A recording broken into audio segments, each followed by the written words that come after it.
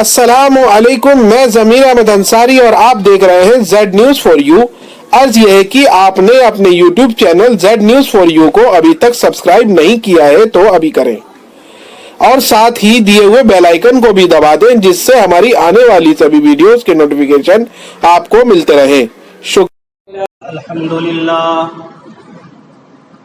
الحمدللہ نحمده ونستعینه ونستغفره ونعوذ باللہ من شرور انفسنا ومن سیئات اعمالنا من يهده الله فلا مضل له ومن يضلل فلا هادي له وأشهد أن لا إله إلا الله وحده لا شريك له وأشهد أن محمدا عبده ورسوله أما بعد فإن خير الحديث كتاب الله وخير الهدي هدي محمد صلى الله عليه وسلم وشر الأمور محدثاتها وكل محدثة بدعة وكل بدعة ضلالة وكل ضلالة في النار فقد قال الله تبارك وتعالى في كلامه المجيد أعوذ بالله من الشيطان الرجيم يا أيها الذين آمنوا كتب عليكم الصيام كما كتب على الذين من قبلكم لعلكم تتقون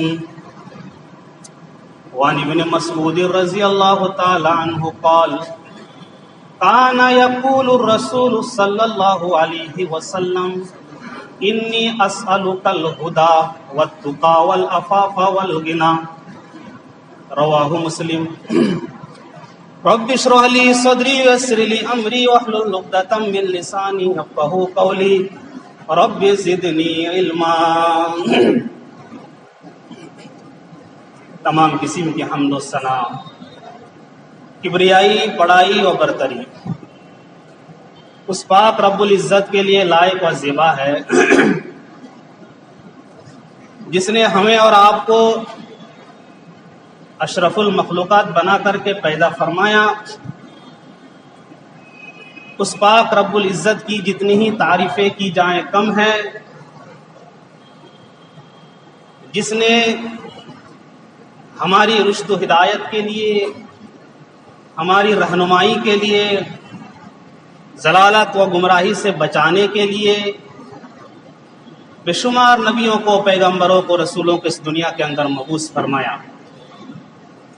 اس پاک رب العزت کا بہت ہی بڑا احسان و کرم ہے ہم لوگوں پر کہ اس نے ہمیں مسلمان بنایا، اہل ایمان کے گھر میں پیدا فرمایا۔ وہ خالق کائنات ہے، مالک اور جو سما ہے، تمام اختیارات اسی کے ہاتھ میں ہے، اور ہر چیز پر، ہر ذرے پر اور ہر پتے پر اسی کی حکومت ہے۔ وہ اپنے منشا کے مطابق پوری دنیا کا نظام وہ چلا رہا ہے۔ اس کے نظام میں، اس کی ربوبیت میں، اس کی خالقیت میں، اس کی ذات و صفات میں کسی کو کوئی دخل نہیں ہے۔ وہ تنہا ہے، اور اللہ تبارک و تعالیٰ نے جو ہم لوگوں کو پیدا فرمایا، یہ بے مقصد پیدا نہیں فرمایا، اس کے پیچھے مقصد ہے۔ موت، زندگی ایک مقصد ہے، اس مقصد کے تحت انسان کو زندگی گزارنا چاہیے۔ یہ زندگی بڑی قیمتی ہے، بہت ہی انمول ہے، اور اس زندگی کے ذریعے سے ہی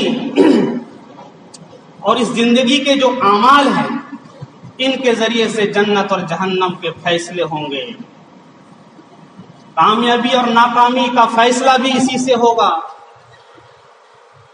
تھوڑی مدت کی زندگی یہ بیکار نہیں ہے، یہ کھیل کود کے لیے نہیں ہے، یہ تماشے کے لیے نہیں ہے، کوئی مذاق نہیں ہے، بلکہ اللہ نے زندگی کو بڑی اہمیت دی ہے.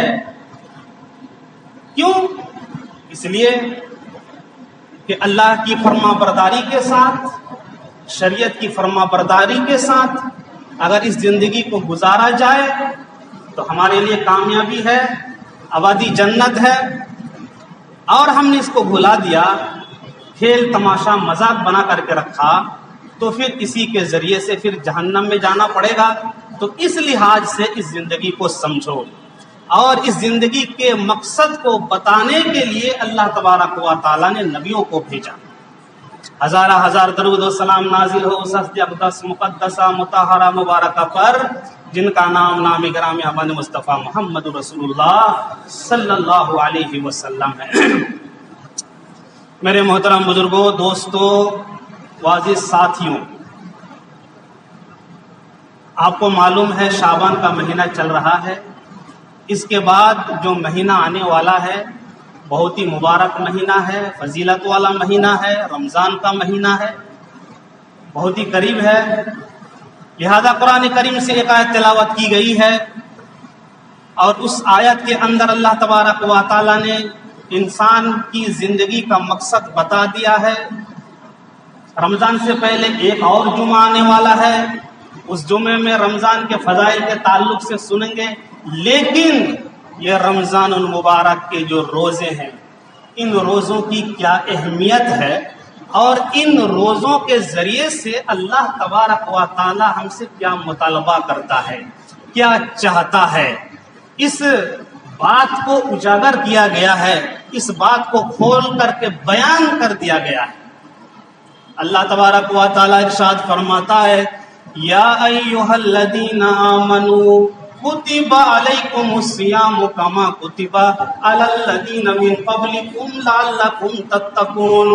یہ ایمان والو، تمہارے اوپر روزے رمضان کے روزے فرض کر دیے گئے جس طریقے سے پہلی قوموں پر، پہلی امتوں پر فرض کر دیا گیا تھا. رمضان المبارک کے جو روزے ہیں وہ نئی بات نہیں ہے، یہ روزے نئے نہیں ہیں، بلکہ اس سے پہلے جو قوم تھی ان پر بھی روزے فرض تھے. اور ان چیزوں کا مین مقصد کیا بتایا؟ لعلکم تتقون،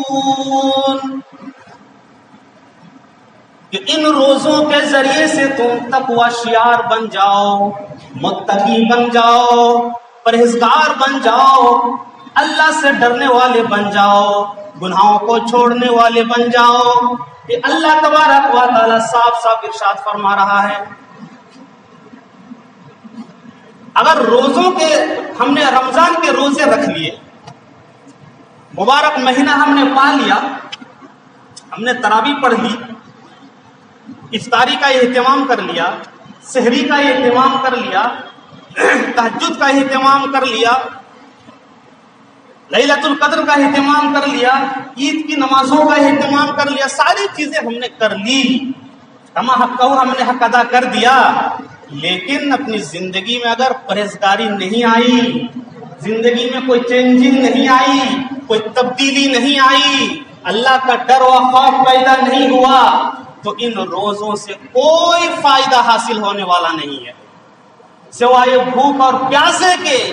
اس نے اپنے جسم کو تھکایا، اپنے عمل کو برباد کیا، ہر چیز کو چھوڑا، کھانے پینے کو، لیکن اس کا مقصد کیا ہے؟ تقوی. اب آئیے، یہ ہے کیا چیز؟ عام طور پر آج اسی کے اوپر تھوڑی سی بات کریں گے کہ تقوی کا مطلب کیا ہے. عمومی طور پر اس سے دو مفہوم مراد لیے جاتے ہیں. یہ عربی زبان کا یہ لفظ ہے. پہلا معنی ہے ڈر، ڈرنا، یعنی خوف خدا، اللہ کا ڈر. پہلا معنی تو یہ ہے. دوسرا معنی یہ ہے بچنا. یہ دو چیزوں پر منحصر ہے تقویٰ، اللہ کا ڈر اور اس کے ساتھ ساتھ بچنا. کن چیزوں سے بچنا؟ حرام کردہ چیزوں سے. یہ دونوں لازم اور ملزوم ہے. آپ کے اندر اللہ کا ڈر ہے، اللہ کا خوف ہے، لیکن آپ حرام چیزوں سے نہیں بچ رہے ہیں تو اس ڈر کا کوئی معنی نہیں ہے. آپ حرام چیزوں سے بچ رہے ہیں، نماز روزے کر رہے ہیں، حلال کو بھی اختیار کر رہے ہیں، لیکن اللہ کا ڈر و خوف نہیں ہے دل کے اندر، تو انسان پھسل سکتا ہے، شیطان کے چنگل میں آ سکتا ہے. تو پہلی چیز کیا ہے؟ اللہ کا ڈر. اللہ کا ڈر پیدا کرنا چاہیے انسان اپنے دل میں، تبھی جا کے اس کے اندر تقویٰ پیدا ہوگا. اب مختلف جگہوں میں قرآن میں اللہ نے فرمایا یا ایھا الذین آمنوا اتقوا اللہ حق تقاتہ، یہ ایمان والو اللہ سے ڈرو جس طرح اس سے ڈرنے کا حق ہے. اللہ سے ڈرنے کا حق کیا ہے؟ ڈرنے کا کس طرح ڈرا جائے اس کا تو کچھ مفہوم ہوگا. مثال کے طور پر ہر چیز سے ڈرنے کا ایک حق ہوتا ہے. مثال کے طور پر آگ سے ڈرنے کا کیا حق ہے؟ آگ کا کیا حق ہے ڈرنے کا؟ کہ آگ میں چھلنگ نہ لگایا جائے، آگ میں ہاتھ نہ رکھا جائے. یہ آگ سے ڈرنے کا حق ہے. زہر سے ڈرو، اگر کہا جائے کہ زہر ڈرو زہر سے، اس کو ہاتھ میں لیجئے کوئی بات نہیں ہے، اس کے ساتھ کھیلیے کوئی بات نہیں ہے، لیکن اس کا ڈرنے کا حق کیا ہے؟ اس کو نہ کھایا جائے. نہ کھانا، زہر کو نہ کھانا، یہ زہر کا حق ہے ڈرنے کا. سامنے شیر کھڑا ہوا ہے، شیر سے ڈرو، اس کا کیا ہے؟ کیا حق ہے ڈرنے کا؟ تو اس سے بھاگا جائے، سامنے نہ جایا جائے. سامنے گڈھا ہے، لوگ بتا رہے ہیں کہ گڈھے سے ڈرو، اس سے ڈرنے کا کیا حق ہے؟ اس پہ نہ کودا جائے، چھلنگ نہ لگائی جائے. اسی طریقے پر میرے پیارے ساتھیوں، اللہ سے ڈرنے کا حق کیا ہے؟ اسی طریقے سے ڈرو جس طرح اس سے ڈرنے کا حق ہے. مطلب یہ ہے کہ اللہ تبارک و تعالیٰ نے جن چیزوں کو حرام کر دیا ہے ان چیزوں سے رک جاؤ، اور جن چیزوں کو حلال کیا ہے ان چیزوں کو اختیار کر لو. یہ ہے اللہ سے ڈرنے کا حق. میرے پیارے ساتھیوں، قرآن کریم میں بہت ساری جگہوں پر اللہ تبارک و تعالیٰ کے حضور میں کھڑے ہونے سے ڈرنے کے لیے کہا گیا ہے، اور اس کا انجام بھی بتلا دیا گیا ہے. اللہ تبارک و تعالیٰ ارشاد فرماتا ہے وَأَمَّا مَنْ خَافَ مَقَامَ رَبِّهِ وَنَهَى النَّفْسَ عَنِ الْهَوَىٰ فَإِنَّ الْجَنَّةَ هِيَ الْمَأْوَىٰ.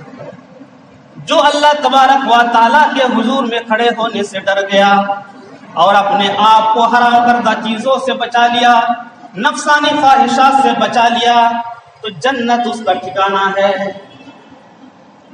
پہلی بات تو اپنے دلوں کے اندر اللہ کا ڈر و خوف پیدا کرنا چاہیے، اور صرف مسجد میں آنے کے بعد اور نماز کی حالت میں اگر ہم ڈر جائیں، اللہ کا تصور کر لیں، اور پھر باہر جانے کے بعد وہی ہماری زندگی چلتی رہے، ڈر اور خوف نہ ہو، تو پھر اس زندگی کا کوئی مطلب نہیں ہے. اتق اللہ حیث ما کنت، تم کہیں بھی رہو، چاہے تم مسجد کے اندر رہو یا گھروں کے اندر رہو یا بازاروں میں رہو، دکانوں میں رہو، کہیں پر بھی تم رہو، اللہ تبارک و تعالیٰ سے تم ڈرتے رہو. اللہ کے نبی صلی اللہ علیہ وسلم نے فرمایا لیس شیء احب الی اللہ من قطرتین واثرین. اللہ تبارک و تعالیٰ کے نزدیک دو قطروں سے زیادہ اور دو اثر سے زیادہ، دو نشانات سے زیادہ کوئی چیز پسند نہیں ہے. دو قطروں سے زیادہ اور دو نشانوں سے زیادہ کوئی چیز پسند نہیں ہے. دو قطرے کیا ہیں؟ قطرۃ دموع من خشیۃ اللہ، اللہ کے ڈر کی وجہ سے اگر کسی کی آنکھ سے آنسو نکل جائے، آنسو کا وہ قطرہ جو اللہ کے خوف اور ڈر کی وجہ سے آنکھ سے نکل جائے، وہ آنسو اللہ تبارک و تعالیٰ کے یہاں بہت ہی زیادہ اس کی اہمیت ہے، بہت ہی زیادہ یہ پسندیدہ عمل ہے. وَقَطْرَةُ دَمٍ تُهْرَاقُ يُهْرَاقُ فِي سَبِيلِ اللَّهِ، اور ایک وہ قطرہ جو میدان جہاد میں بہایا گیا ہو، دشمن اسلام کے ساتھ لڑتے ہوئے وہ قطرہ بہہ گیا ہو، اس قطرے سے زیادہ اللہ تبارک و تعالیٰ کو کوئی چیز محبوب اور پسندیدہ نہیں ہے۔ یہ دو قطرے ہو گئے، اور دو اثر کیا ہے؟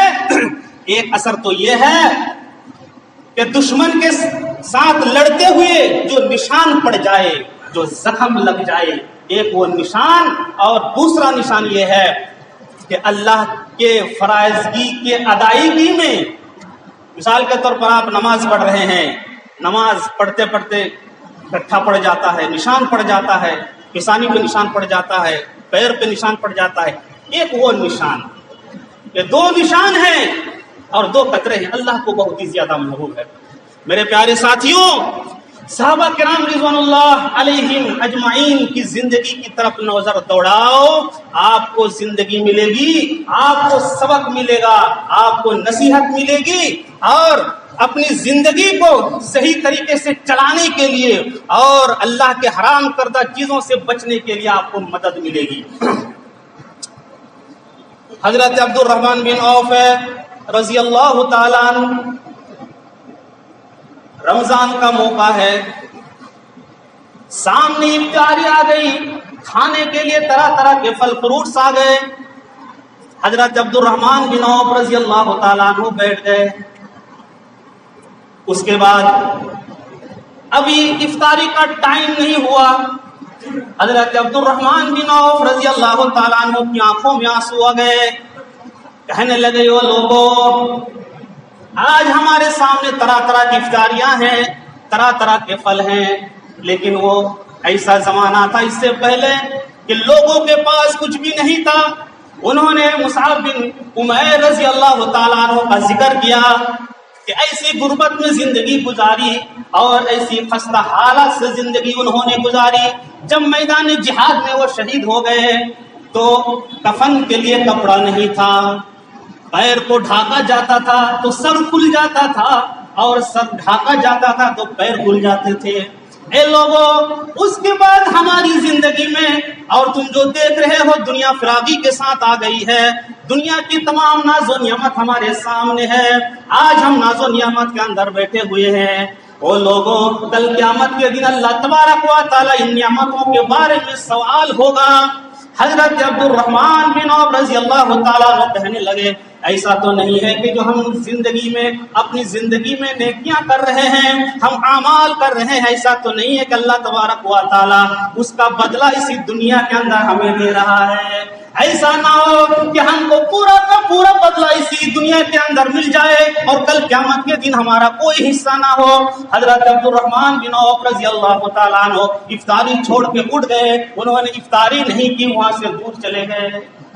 یہ صحابہ کرام رضوان اللہ علیہم اجمعین کا حال تھا۔ میرے پیارے ساتھیوں، کل قیامت کے دن ہر چیز کے بارے میں سوال ہوگا۔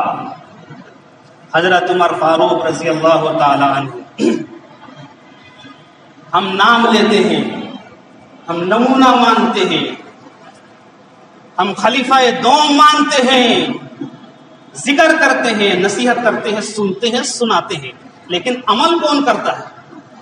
یہ قصے اور کہانیاں اور واقعات اور قرآن حدیث میں جو سیرتیں لکھی گئی ہے، یہ سننے اور سنانے کے لیے تھوڑا نہ لکھی گئی ہے، اس پر عمل کرنے کے لیے لکھی گئی ہے۔ حضرت عمر فاروق رضی اللہ تعالیٰ عنہ نے کہا اپنے غلام سے، ان کے غلام کا نام یرقا تھا، تو مجھے مچھلی کھانے کا دل چاہ رہا ہے، مچھلی کھانے کا دل چاہ رہا ہے، خواہش پیدا ہو رہی ہے۔ اب مچھلی ملے تو ملے کہاں سے؟ اب مچھلی لینے کے لیے 8 میل کی مسافت طے کر کے جانا پڑے گا جہاں مارکیٹ لگتا ہے۔ یرقا نے کہا کہ میں چلا جاؤں گا۔ عمر فاروق رضی اللہ تعالیٰ نے کہا کہ نہیں، مت جاؤ، کون پریشانی اٹھائے، کوئی بات نہیں، خاموش ہو گئے۔ یرقا نے سوچا، ان کے غلام نے سوچا کہ امیر المومنین نے خواہش ظاہر کی مچھلی کھانے کی اور میں نہ لاؤں، چپکے سے گھوڑا اٹھایا، سوار ہوا اور نکل گیا۔ 8 میل جانے کے لیے اور 8 میل واپس آنے کے لیے 16 میل. مچھلی لایا خرید کے, مچھلی کو تیار کیا گیا, مچھلی تیار ہو گئی. یربا نے خبر دی کہ امیر المومنین آپ نے مچھلی کھانے کی خواہش ظاہر کی, ہم نے مچھلی کو تیار کر دیا, آپ مچھلی کھائیں. حضرت عمر رضی اللہ تعالی عنہ نے کہا کہ میں نے تو تم کو منع کیا تھا کہ تم مچھلی لانا نا, اتنی دور جا کر کے مچھلی لانے کا کیا مطلب. یرقا نے کہا کہ امیر المومنین آپ نے خواہش کی, اس سے پہلے تو خواہش نہیں کی, میں کیسے رک سکتا تھا, آپ کے لیے میں مچھلی لایا, مچھلی بھی تیار ہو گئی, آپ نوش فرمائیے, آپ مچھلی کھائیے. سامنے مچھلی لائی گئی. حضرت عمر فاروق رضی اللہ تعالیٰ عنہ وہاں سے اٹھے اور یرقا کو بلایا کہ آؤ. گھوڑے کے پاس پہنچ گئے, گھوڑے کے پاس جا کر کے گھوڑے کے پیٹھ پر ہاتھ پھیرنے لگے, اس کے سر کے اوپر ہاتھ پھیرنے لگے اور پیر کو سہلانے لگے, سر کو سہلانے لگے اور گھوڑے کے اوپر ہاتھ پھیرنے لگے. کہنے لگے یرقا میری ایک زائد خواہش کی وجہ سے تم گھوڑے کو لے گئے, تم بھی تھکے اور یہ گھوڑا بھی تھکا, 16 میل کی مسافت طے کر کے تم میرے لیے مچھلی لائے ہو. یہ گھوڑا پریشان ہوا. کل قیامت کے دن جب حساب و کتاب کا ترازو قائم ہوگا اور یہ گھوڑا جو یہ بے زبان گھوڑا ہے, بول نہیں سکتا ہے, اگر کل قیامت کے دن اللہ تبارک و تعالیٰ کے سامنے یہ گھوڑا شکایت کر دے کہ اللہ میں تو بے زبان تھا, میں بول نہیں سکتا تھا, لیکن عمر فاروق رضی اللہ تعالیٰ عنہ نے مجھے تھکایا, ایک زائد خواہش کی وجہ سے مجھے چلایا گیا, مجھے تھکایا گیا اور 16 میل کی دوری سے مچھلی لائی گئی اور اس بنیاد پر میں تھک گیا. اور کل قیامت کے دن اللہ تبارک و تعالیٰ کے سامنے اگر یہ شکایت کر دیتا ہے تو اللہ تبارک و تعالیٰ کے سامنے میں کیا جواب دوں گا, اللہ تبارک و تعالیٰ کو کیا حساب دوں گا. یہ یرقا یہ مچھلی میں نہیں کھاؤں گا, اس مچھلی کو لے جاؤ اور کسی غریب کو دے دو اور اس غریب سے کہہ دینا کہ عمر فاروق رضی اللہ تعالیٰ عنہ نے جو غلطی کی, ایک خواہش کر کے اور گھوڑے کو تھکایا اور 16 میل کی مسافت طے کر کے تم جو تھکے ہو, اس کی بنیاد پر عمر فاروق رضی اللہ تعالیٰ عنہ کے اندر جو ڈر و خوف ہے کل قیامت کے دن اللہ تبارک و تعالیٰ کے سامنے کیا جواب دوں گا, اس غریب سے کہہ دینا کہ مچھلی کھانے کے بعد عمر فاروق کے لیے دعا کر دینا, معافی کے لیے دعا کر دینا, اس کی تلافی کے لیے دعا کر دینا تاکہ اللہ کے عذاب سے میں بچ جاؤں. میرے پیارے ساتھیوں, یہ اللہ کا ڈر و خوف کہ اللہ تبارک و تعالی کے سامنے کھڑے ہونے سے ڈرنا اور یہ تصور کرنا کہ اللہ تبارک و تعالی کو میں کیا جواب دوں گا, اللہ کو کیا حساب دوں گا, پوری زندگی کا حساب. اس سے پہلے کہ وہ دن آئے, وہ منظر آئے کہ پوری زندگی کا حساب و کتاب تمہیں دینا پڑے گا, اس سے پہلے اپنی زندگی میں تم محاسبہ کر لو, اپنی زندگی کا حساب کر لو, اس سے پہلے تم حساب دے دو. میرے پیارے ساتھیوں, آج حساب و کتاب کون دیتا ہے, اپنی زندگی کا کون حساب دیتا ہے, اپنے اعمال کا حساب کون دیتا ہے, اپنی ذمہ داری کا حساب کون دیتا ہے, اپنے مال کا حساب کون دیتا ہے, کوئی دیتا ہے. آپ نمونہ لاؤ, اور صرف ایک آدمی کی بات نہیں ہے, پوری دنیا میں گھوم لو, اونچے سے لے کر کے نیچے تک, منتری سے لے کر کے چپراسی تک, کون حساب دیتا ہے میرے پیارے ساتھیوں؟ چاہے وہ منتری ہو, ایم ایل اے ہو, ودھائک ہو, مکھیا ہو, سرپنچ ہو, یونیورسٹی کا وائس چانسلر ہو, محتمم ہو, پرنسپل ہو, متولی ہو, چاہے محتمم ہو یا مدیر ہو, کون حساب دیتا ہے؟ یہ شریعت صرف ایک دن کے لیے ہے چھوڑو نا، یہ شریعت تو پوری زندگی کے لیے ہے، شروع سے لے کر کے آخر تک کے لیے ہے۔ نبی کریم صلی اللہ علیہ وسلم نے بتلا دیا اور چاروں خلیفہ نے انصاف کا ترازو قائم کر کے بتلا دیا کہ تمہیں اگر زندگی گزارنی ہے تو ہر چیز کا حساب تمہیں دینا پڑے گا، ورنہ تمہارے اعمال کا کوئی وہ نہیں ہے، مطلب نہیں ہے، تمہارے اعمال کی کوئی اہمیت نہیں ہے میرے پیارے ساتھیوں۔ اگر اللہ کا ڈر اور خوف پیدا ہو جائے اپنے دلوں کے اندر تو پھر انسان کے اندر تواضع اور خاکساری اور نرمی آتی ہے۔ کوئی اگر سوال کر دے، جائز باتوں پر سوال کر دے تو اس کا شکریہ ادا کرنا چاہیے۔ یہ متقی اور پرہیزگار کی علامت اور نشانی ہے۔ آپ کو معلوم نہیں ہے، ہم صرف سنیں گے اور سنائیں گے۔ حضرت عمر فاروق رضی اللہ تعالیٰ عنہ ایک صرف کسی خاص علاقے کے امیر نہیں تھے، کسی شہر کے حاکم نہیں تھے، کسی ملک کے امیر نہیں تھے، 22 لاکھ مربع میل پر حکومت کرنے والے وہ امیر اور حاکم کہاں پر بیٹھتے ہیں؟ منبر رسول پر بیٹھتے ہیں۔ کہاں پر؟ منبر رسول پر بیٹھتے ہیں۔ کسی کی مجال ہے کسی سے سوال کر دیں؟ ایک عام آدمی نے سوال کر دیا کہ یہ امیر المومنین، پہلے میرے سوال کا جواب دو، بعد میں خطبہ دینا، بعد میں خطبہ دینا۔ عمر فاروق رضی اللہ تعالیٰ عنہ رک گئے، ڈانٹا نہیں، پھٹکارا نہیں، چھڑی سے اور درے سے مارا نہیں، بیٹھ گئے۔ حضرت عمر فاروق رضی اللہ تعالی عنہ نے کہا ٹھیک ہے میں خطبہ نہیں دوں گا، سوال کرو۔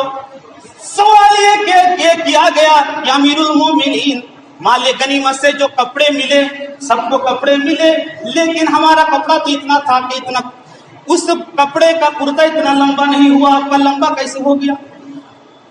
اتنی سی بات، اتنا لمبا کیسے ہو گیا؟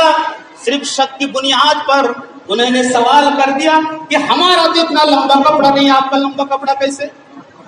عمر فاروق رضی اللہ تعالیٰ عنہ چپ ہو گئے، کہنے لگے تمہارے سوال کا جواب میں نہیں دوں گا، میرا بیٹا یہاں پر بیٹھا ہوا ہے وہی دے گا۔ حضرت عبداللہ بن عمر رضی اللہ تعالیٰ عنہ، جو عمر رضی اللہ تعالیٰ عنہ کے صاحبزادے تھے، وہ اٹھتے ہیں اور کہتے ہیں اے لوگوں، میں اپنی باپ کی طرف سے تمہیں میں جواب دیتا ہوں، سب کو کپڑے ملے اور مجھے بھی کپڑا ملا، لیکن میں نے اپنا کپڑا استعمال نہیں کیا، اپنے حصے کا کپڑا میں نے اپنے والد کو دے دیا، دو کپڑوں کو ملا کر کے یہ کرتا بنایا گیا ہے۔ میرے والد صاحب نے خیانت نہیں کی، میرے والد صاحب نے دھوکہ دھڑی نہیں کی، میرے والد صاحب نے بےایمانی نہیں کی۔ میرے پیارے ساتھیوں، مسئلہ حل ہو گیا۔ اب کہنے لگے کہ اب خطبہ دیجیے، خطبہ دینے کے لیے کھڑے ہو جاتے ہیں۔ آج اگر ہمارا حال ہوتا، ارے میرے منہ کے سامنے کیسے تم بول دیے میں تو فلاں ہوں، میں تو فلاں ہوں، تمہیں سوال کرنے کی کیا، تمہیں اتنی بڑی جرأت کیسے پیدا ہو گئی؟ حضرت عمر فاروق رضی اللہ تعالیٰ عنہ نے نہ ڈانٹا، نہ پھٹکارا، نہ لان تان کیا، نہ غصے کا اظہار کیا، کھڑے ہو کے کیا فرما رہے ہیں؟ اللہ تبارک و تعالیٰ کا بہت ہی زیادہ شکریہ ہے کہ ایسے لوگ جب تک دنیا کے اندر باقی رہیں گے، سوال کرنے والے باقی رہیں گے، ہماری قوم برابر ترقی کرتی رہے گی، ہماری قوم میں اور ہماری جماعتوں میں برابر خیر و برکت کا نزول ہوتا رہے گا۔ جب سوال کرنے سے لوگ باز آ جائیں گے، روکنے ٹوکنے سے لوگ باز آ جائیں گے، تو پھر قوم کے اندر کوئی خیر و برکت نہیں ہوگی، وہ قوم ہلاک و برباد ہو جائے گی۔ میں تو تم کو مبارکباد دیتا ہوں کہ تم نے اچھا کام کیا۔ اس پوشیدہ چیزوں کو جو لوگ شک و شبہ میں مبتلا تھے، لوگوں کے سامنے ظاہر ہو گیا کہ حضرت عمر فاروق رضی اللہ تعالیٰ عنہ خائن نہیں تھے، حضرت عمر فاروق رضی اللہ تعالیٰ عنہ خیانت کرنے والے نہیں تھے۔ وہ لوگوں، تمہارے اندر یہ جذبہ پیدا ہونا چاہیے کہ غلط کاموں پر روکو ٹوکو اور اس پہ سوال کرو، کیونکہ تم عظیم قوم ہو، تم زندہ قوم ہو، تم مردہ قوم نہیں ہو۔ اسی لیے میرے پیارے ساتھیوں، اسلام نے سکھایا، قرآن نے سکھایا، اور صحابہ کی سیرت یہ بیان کرتی ہے کہ تم سوال کرنا سیکھو، تم جواب مانگنا سیکھو، تم حساب دینا سیکھو، حساب کرنا سیکھو، حساب لینا سیکھو اور دینا سیکھو، اور اپنا محاسبہ کرنا سیکھو، کیونکہ وہ جب دن آئے گا تو کوئی کسی کی مدد نہیں کر پائے گا۔ یہاں تو تلافی ہو جائے گی، قصور معاف ہو جائے گا، اللہ معاف کر دے گا، لیکن کل قیامت کے دن ایسی سنگین گھڑی آنے والی ہے، اس گھڑی کے سامنے تم بے بس ہو جاؤ گے، مجبور ہو جاؤ گے، پوری دنیا کے برابر سونا چاندی لے کر کے اللہ کے سامنے جاؤ گے، فدیہ کے طور پر پیش کرو گے، پھر بھی وہ فدیہ قبول نہیں کیا جائے گا اس سے پہلے کہ اپنی زندگی کا حساب کرو۔ میرے پیارے ساتھی، ہم کون سی زندگی لے کر کے چل رہے ہیں؟ دوسری چیز، یہ تو اللہ کا ڈر و خوف ہوا، اور دوسرا پارٹ جو میں نے بتایا کہ اللہ کے حرام کردہ چیزوں سے بچنا، اپنے آپ کو روکنا۔ ہم نمازی ہو سکتے ہیں، پرہیزگار ہو سکتے ہیں، ہم لمبی لمبی باتیں پھینک سکتے ہیں، لیکن ہماری زندگی آج حرام میں مبتلا ہے، کسی نہ کسی طریقے سے حرام کے ہم مرتکب ہو چکے ہیں۔ میرے پیارے ساتھیوں، حرام چیز تو الگ ہے، حلال چیز تو الگ ہے، لیکن شریعت کا دستور اور اصول دیکھو۔ اللہ کے نبی کی ایک حدیث میں بیان کرنے جا رہا ہوں، اس میں دیکھو کس طریقے سے احتیاط برتنے کے لیے کہا گیا۔ اللہ کے نبی صلی اللہ علیہ وسلم بیان فرماتے ہیں حرام اور حلال کے تعلق سے، کیا فرمایا؟ الحلال بین الحرام بین، کہ حلال بھی واضح ہے اور حرام بھی واضح ہے، یعنی حلال کو بھی اللہ کے نبی نے کھول کھول کر بیان فرما دیا اور حرام کو بھی کھول کھول کر بیان فرما دیا۔ فلاں چیز حلال ہے، فلاں چیز حرام ہے۔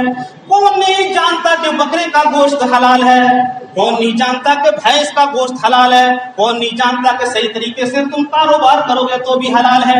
حلال کو بھی واضح کر دیا گیا حدیث کے اندر، اور حلال کو بھی، حرام کو بھی واضح کر دیا گیا۔ کون نہیں جانتا کہ سور کا گوشت حرام، کون نہیں جانتا کہ کتے کا گوشت حرام، کون نہیں جانتا کہ سودی کاروبار حرام۔ ان چیزوں کو کھول کھول کر کے بیان کر دیا گیا ہے کہ حلال بھی واضح ہے اور حرام بھی واضح ہے۔ اور پھر آگے اللہ کے نبی نے فرمایا وَبَيْنَهُمَا مُشْتَبِهَاتٌ، ان دونوں چیزوں کے درمیان کچھ ایسی چیزیں ہیں جو مشتبہات ہیں۔ مشتبہات مطلب جن چیزوں میں شک پیدا ہو گیا ہے، یہ پتہ نہیں چل پا رہا ہے کہ یہ حلال ہے حرام ہے۔ لوگ مسئلے پوچھتے ہیں نا، لوگ مسئلے پوچھتے ہیں، مولوی صاحب بتائیے پرفیوم لگانا حلال ہے یا حرام ہے؟ کسی مولوی نے بتا دیا کہ ہاں جی وہ حلال ہے، کسی اور سے پوچھا، اس نے کہا کہ نہیں الکوہل اگر ہے تو حرام ہو گیا۔ اب یہ شک پیدا ہو گیا۔ کوئی مسئلہ یہ پوچھتا ہے کہ چلو جی جو کاروبار ہوتا ہے، کھلونا کا کاروبار ہوتا ہے جس میں تصویریں بنی ہوئی ہوتی ہیں، اس کا کاروبار حلال ہے یا حرام ہے؟ اب ایک طرف تو حدیث کہہ رہی ہے کہ تصویر بنانے والوں کو اور تصویر کھینچنے والوں کو کل قیامت کے دن سب سے زیادہ سزا ملے گی، سب سے سخت سزا انہی کو ہوگی۔ ایک طرف حضرت عائشہ رضی اللہ تعالی عنہا کھلونا کو لے کر کے کھیلتی تھی جس میں تصویریں بنی ہوئی ہوتی تھی۔ اب کہاں جاؤ گے؟ یہ تو یہ حلال ہے یا حرام ہے؟ اب انسان کنفیوز میں پڑ گیا۔ میرے پیارے ساتھیوں، اسی طریقے پر مختلف کمپنیوں میں پیسہ لگانے والوں، اب یہ مسائل پوچھے جاتے ہیں کہ اس میں پیسے لگانا حلال ہے حرام ہے، کوئی کچھ بتا رہا ہے، کوئی کچھ بتا رہا ہے۔ میرے پیارے ساتھیوں، اسی طریقے پر ہم جو آج پانی میں دم کرتے ہیں، اس دم میں شک پیدا ہو گیا۔ ایک طرف حدیث، صحیح حدیث یہ کہہ رہی ہے کہ کھانے پینے کی چیزوں میں تم دم مت کیا کرو، دوسری حدیث یہ کہہ رہی ہے کہ نہیں دم کیا جا سکتا ہے، کنڈیشن بدل گئی ہے۔ لیکن دم والی جو حدیثیں ہیں وہ ساری کی ساری ضعیف حدیثیں ہیں، محدثین نے اس کو ٹھکرایا۔ صحیح حدیث کیا ہے کہ کھانے پینے کی چیزوں پر آپ دم نہیں کر سکتے، پھونک نہیں مار سکتے، دونوں طرف حدیثیں۔ لیکن کیا کرو گے؟ شک پیدا ہو گیا، اب اس کے لیے کیا مسئلہ، کیا حل ہوگا؟ قربان چلی جاؤ شریعت پر، ما فرطنا فی الکتاب من شیء، شریعت کے اندر کوئی ایسی چیز نہیں ہے جس کا حل قرآن و حدیث نے نہ بتایا ہو۔ اس کے لیے بھی اللہ کے نبی نے کیا بتلا دیا؟ فقط اس فمن وقع فی الشبہات من اتقى فی الشبہات، جو شبہات سے بچ گیا، لقد استبرأ لعرضه ودینه، اس نے اپنی عزت کو بچا لیا، اپنے ایمان کو بچا لیا، اپنے ایمان کو محفوظ کر لیا۔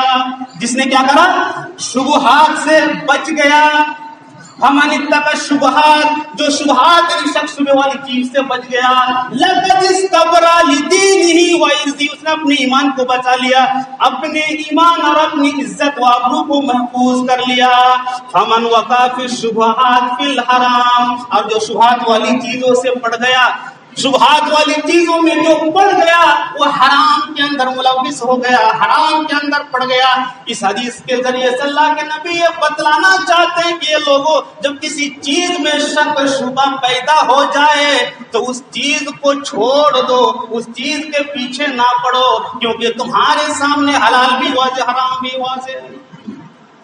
یہاں تک بتلایا جاتا ہے کسی چیز میں شک پیدا ہو جائے اس چیز کو چھوڑ دو، اختیار مت کرنا، ورنہ تمہارا ایمان برباد ہو سکتا ہے میرے پیارے ساتھیوں۔ اور اس کی مثال سلف صالحین میں دیکھو، آپ کو کس طریقے سے نصیحت ملے گی۔ امام محمد بن حنبل رضی اللہ تعالی عنہ کے پاس ایک بڑھیا آتی ہے، مسئلہ پوچھنے کے لیے آتی ہے۔ مسئلہ کیا ہے؟ بڑھیا پوچھتی ہے، امام صاحب مسئلہ بتلا دیجیے۔ کیسا مسئلہ؟ کہ میں تو ایک غریب ہوں، میں گھر میں سوت کاٹتی ہوں، سوت چرخی چلاتی ہوں، چرخی میں سوت کو کاٹا جاتا ہے، کوئی آدمی لا کر کے دیتا ہے، میں سوت کاٹ کے دے دیتی ہوں اور اس کی اجرت مجھے مل جاتی ہے۔ امام محمد بن حنبل رحمہ اللہ نے کہا کہ یہ تو صحیح ہے، اس میں کون سا مسئلہ ہے؟ ناجائز اور جائز کی کیا بات ہے؟ اس بڑھیا نے کہا کہ میں یہ مسئلہ نہیں پوچھ رہی ہوں، مسئلہ یہ پوچھ رہی ہوں کہ میں سود کاٹتی ہوں، چرخے میں پھراتی ہوں، پورے دن کام کرتی رہتی ہوں، کبھی کبھی رات ہو جاتی ہے اور رات میں بھی میں کام کر لیتی ہوں چراغ جلا کر۔ کبھی ایسا بھی آتا ہے کہ میرے چراغ میں تیل نہیں ہوتا اور رات ہو جاتی ہے، اندھیرا چھا جاتا ہے، میں کام سے رک جاتی ہوں، میں کام نہیں کر پاتی ہوں۔ لیکن پڑوسی کے گھر میں ایک چراغ جلتا ہے اور اس چراغ سے روشنی آتی ہے، میرے آنگن میں، میرے گھر میں روشنی آتی ہے۔ اب میں سوچتی ہوں کہ میرے گھر میں تو کوئی چراغ نہیں، کوئی روشنی نہیں، کام بہت ہی لمبا ہوتا ہے، لیکن میں مانگنے کے لیے نہیں جاتی روشنی، پڑوسی کے گھر سے وہ ایسے ہی روشنی آ جاتی ہے چراغ کی۔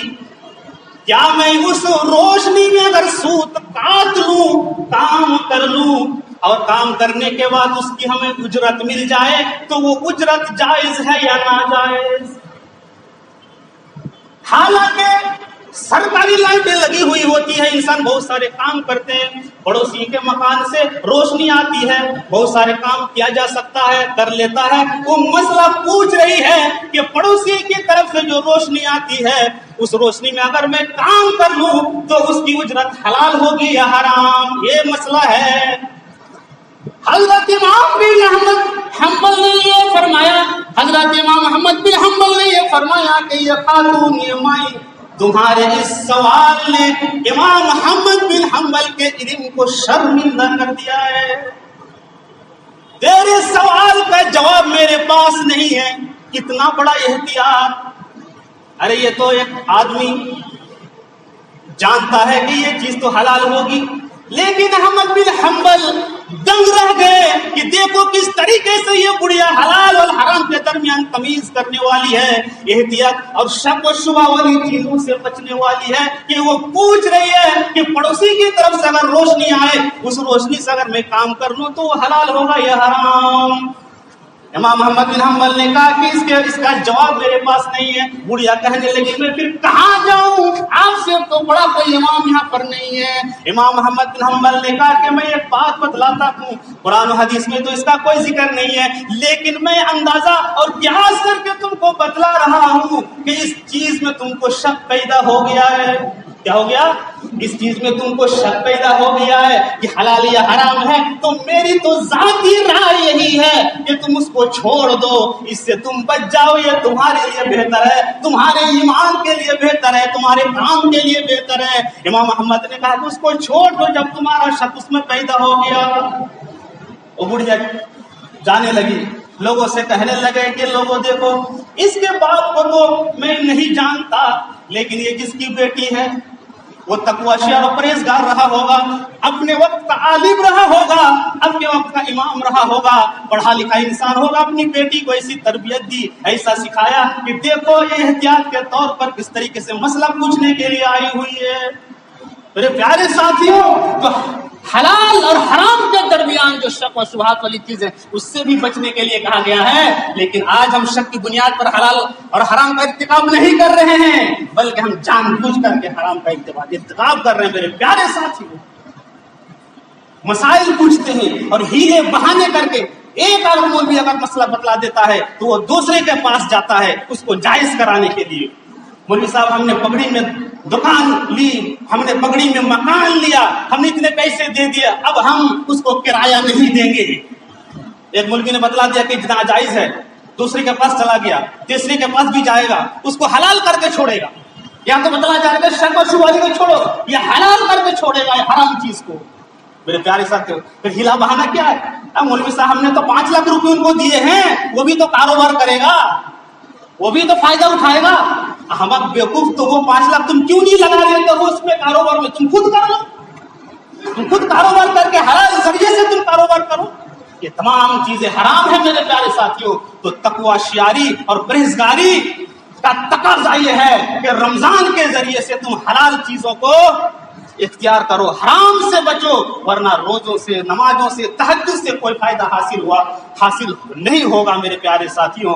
تو یہ رمضان مبارک اور رمضان مبارک کے روزے یہی پیغام دے رہے ہیں کہ لوگوں تمہارے سامنے جو رمضان آ رہا ہے اس کا تقاضا یہ ہے کہ اپنے اندر تم اللہ کا ڈر پیدا کرو، اللہ کا خوف پیدا کرو، اپنا حساب دو، اپنا محاسبہ کرو، حلال چیزوں کے اختیار کرو، حرام چیزوں سے پرہیز کرو، تقوی لاؤ، تبھی تمہاری عبادتیں قبول کی جائیں گی۔ ورنہ بھوکے پیاسے کے علاوہ اور تہجد گزار جو آدمی ہوتا ہے پھر اپنے آپ کو تھکا رہا ہے اور اپنے آپ کو تسلی دے رہا ہے، اس کے اعمال برباد ہو جائیں گے۔ تو بہت ہی بڑا میسج ہے اس قرآن کریم کی عظیم آیت کے ذریعے سے کہ لعلکم تتقون، شاید تم تقوی شیار بن جاؤ، تم پرہیزگار بن جاؤ۔ میرے پیارے ساتھیوں، وقت ہو چکا ہے، اللہ تبارک و تعالیٰ سے دعا ہے کہ الہ العالمین ہمیں کہنے سننے سے زیادہ عمل کرنے کی توفیق عطا فرما۔ یا الہ العالمین ہمیں اپنے دلوں کے اندر تقوی پیدا کرنے کی توفیق عطا فرما۔ یا الہ العالمین حرام کاموں سے ہماری حفاظت فرما۔ یا الہ العالمین حلال ذرائع اختیار کرنے کی توفیق عطا فرما۔ یا الہ العالمین جو پریشان ہے اللہ ان کی پریشانی کو دور فرما، اور جب تک ہم کو اس دنیا کے اندر رکھ ایمان اسلام کے ساتھ، جب ہمارا خاتمہ ہو تو ایمان کے ساتھ ہو۔ وآخر دعوانا الحمدللہ رب العالمین۔